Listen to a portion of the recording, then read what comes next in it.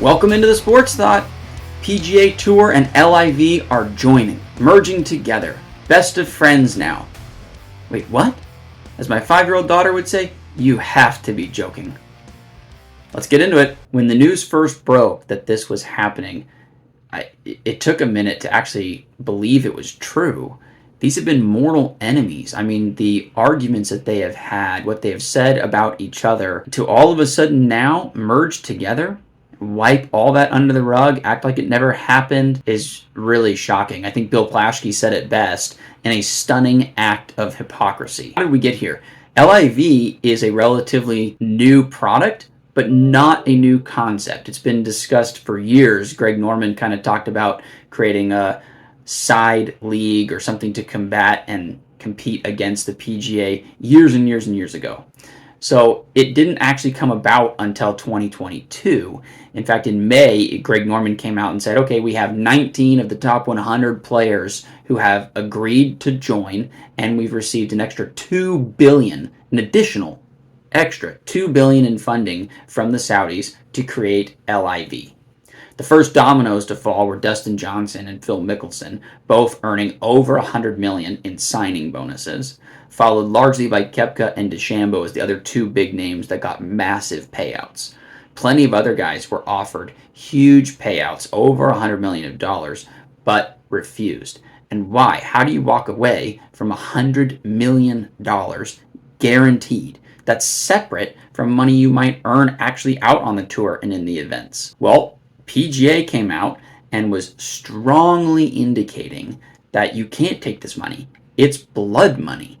It's money taken from the Saudis, in a country that funds terrorism, that is known for massive human rights issues, and they are trying to clean their image with this. And by you taking this money, you are acknowledging that this is okay, and you are supporting the horrible actions of Saudi Arabia. Now, it's not really a fair argument, because the majority of people in positions like this, if offered this sum of money, would take it.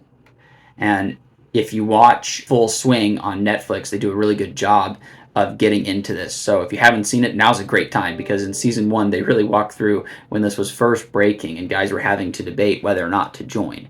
It'll be really exciting to see how season 2 comes out as they go through, seeing now the reaction of everybody that had a chance at all this money, now realizing, oh, I could have taken it and been in the same spot that I'm in now. One of the reasons it's a bit of a ridiculous argument is it's not like our country doesn't do trade with Saudi Arabia. It's not like the Saudis aren't involved in numerous other businesses and all kinds of different things that nobody is either aware of or really paying attention to. This is just where they decided to take that argument. And frankly, at the time when it was being discussed, was a little bit of a tough decision. So 1 year later, after really attacking Dustin Johnson, Phil Mickelson, Koepka, DeChambeau, asking how they could jump for this, pointing out all the money they've already made, asking if they care about these human rights violations, asking about their character, asking if there's really, it's just all about the money. Is there any sum of money that you would say no to over moral reasons? I mean, these were really hard, difficult questions levied against these guys. And now, a year later, the same PGA board that was calling these guys out decides to take the same money.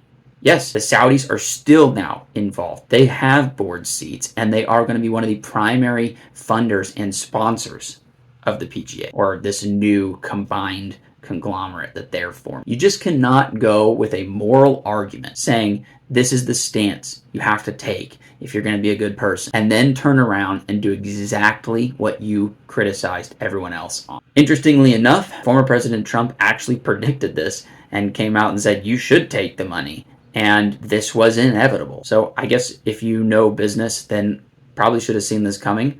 There's going to be a ton of people that are kicking themselves over the missed opportunity at life-changing money. It's going to be interesting to see if anybody really steps up and speaks out now against the PGA.